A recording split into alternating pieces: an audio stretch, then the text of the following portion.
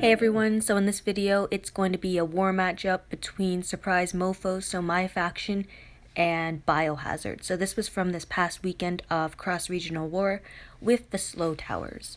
So you'll see that I'm still using this slow attack team, and I would like to say that I use it pretty well.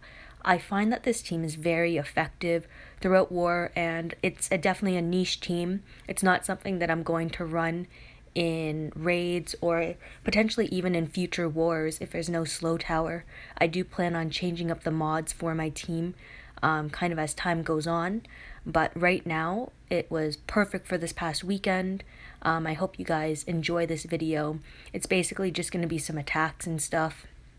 I did have to jump away from this war, so I wasn't able to continue at a point. I just had to, well, go to work actually. So I hope you guys enjoy the video. I did get screenshots of the final result, which you can see at the end of the video. Now, another area of a gameplay that I didn't really like regarding the slow tower, I have showcased how you can use the gentleman with attack up when impaired and attack up when taunted, and you can get 93 million damage using that combination with a splash weapon. Well, to be honest, this past weekend of war, if a tower had been slow applied to red tunes, well, the gentleman would have been perfect, or Krista would have been perfect to run. So in the future, if we see these slow towers again, and we see it applied to alert tunes, that is definitely a tune that you would want to check out and have a splash weapon for him, because it means every time he would be getting that attack buff. Now, it doesn't mean that he would splash every time, but it would be a pretty simple team to run. So what I liked about war, and I guess not just this war but the past one, were the differences in towers. Sure, some people have had, conflicting opinions on them, like the bleed towers for the previous war. It was like 1,625 bleed if you had all 5 towers, which, actually brought back bleed teams. So I saw some people actually made some bleed teams because these towers were pretty powerful to use. And it was nice to see a change in teams, I guess, to see players being able to think outside the box to create a team that would work well for that specific event. And for this specific event, we ended up seeing a lot more strong tunes on defense, at least when the enemy team had the Guardian Shield Tower. Now, that's something I kept in mind as well. So I actually had 2 strong tunes on my defensive team, being Sheila and Georgia, and they worked out very well for me when we ended up having the Guardian Shield Tower. In the future, if we still see that Guardian Tower, I think it could play a crucial role, honestly, in attacking and defending. Just a Guardian Shield is so powerful.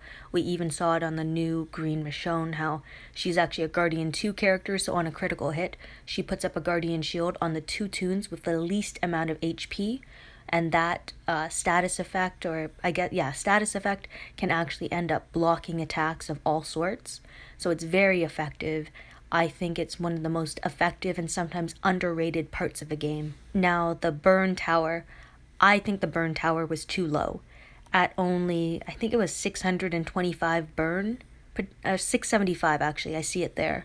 I just didn't find it was high enough, really. I think it could have been, it could have been done better. I think a higher burn, because if we had 1,625 bleed to start a match, I think having at least 1,000 burn would be okay, because burn doesn't stack. It can spread when a tune dies, but because it doesn't stack with other burn abilities, it's pretty low. Like, I believe my Steve from WOC2 applies 2,000 burn on his rush. Now, that's a fair amount of burn, and that would be too high on a tower, but 675 is just far too low. Now, another good point that was brought up to me by Blaze was that it was a decent tower to take because no one really wanted it, but that 675 burn could be applied to traders, for example.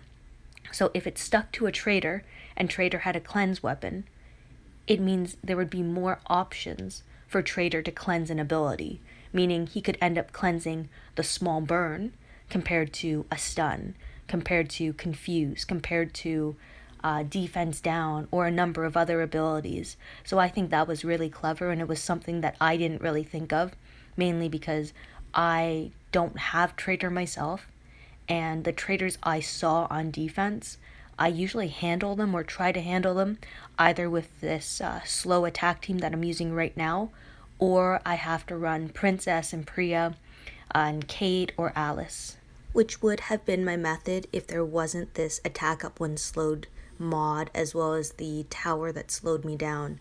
I think for this tower to be less of a detriment, so less of a hindrance on the faction holding it, it would have to be higher than 25%, because I can run basically the same attack team as I would have before if Arav was at 66 AP, but because Dr. Stevens and 20% and 8% weapons work as percents and not flat AP gain, it's pretty easy to manipulate how much AP your tunes are getting. So in this case, Arav. The last team that I just tried, I tried to be clever and use a taunt smash, but I set it up incorrectly. So I'm going to go back towards my attack up when slowed team, which just works out to be almost perfect because of the nature of this team's attack and how it actually functions. Now, ideally for this type of team, you would want someone who does area damage, so someone like Davy would have been perfect to run in this war, and considering his cards were offered just before war started as that week's like S-class cards that were kind of featured in the different events, a lot of people were able to pull and get Davy, so he would have been perfect. I went with Arav, who is still a solid choice because he can rush up to 3 times in a single turn with his follow-up ability and with a command tune. I think Davy would have been a better tune to use just because when he rushes, he can also recover from Normalize, and being a hold the line tune, if other tunes around Davy ended up dying, he would get a 25% attack as well as defense buff, which as we know is pretty huge in the game, especially when it can stack as more tunes end up dying, which isn't ideal, but it also means you have a high chance of being able to kill the enemy or at least outlast them to an extent because your defense is getting a boost as well. So if slow would be applied to Davy, and Davy being an only 66 AP tune, he could have devastated this past war. I will definitely say that I have seen a lot of split opinions about the slow attack tower. I know a lot of people didn't like it.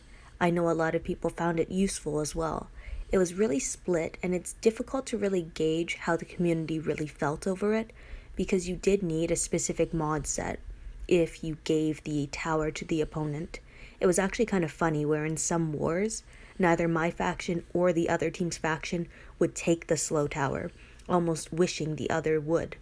And I think my thinking behind it is, if you have the attack up when slowed mod, it means you can devastate and rip through a lot of these super tanky teams.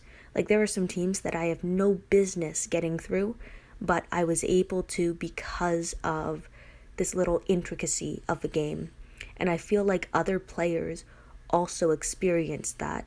And that's something to be mindful of when playing, that sometimes you have to think about what type of advantage you're giving the enemy. And sometimes you might not see it as an advantage. You are mostly focusing on your own attack, but in the end it comes down to a points game. Do you think you're going to score more points than you're going to give up by having the tower or by losing the tower? And it comes down to kind of who's in your war queue and their types of teams, how they can adapt, if they have a mod. And there's just so much to consider with this tower. I know it caused a lot of confusion in my own faction and potentially other factions, and I would like to know what you guys thought of a tower. If you guys took it and gave up the bonus, or if you wanted the enemy to take it so you had the bonus. Anyway, the final result of this war, we ended up coming away with the win. Big shout out to Dreddy, 24,000 points, that's super impressive. I really wish that I had the opportunity to play full out. It's just I had to get to work, so I didn't have a chance to. But Biohazard and us, we had a number of good wars, of solid wars, where it was pretty close. So I always like that when we actually have some competitive matches. I find those are the most fun. So I really wish that I had the chance to really play in this war. Dreddy tripled my score. Burlesley had about 2 times my score. I wish I could have contributed more, but life calls and you have to answer it sometimes. Anyway, thank you everyone for watching and listening to my video. Let me know in the comment section below what you guys thought of the new war towers.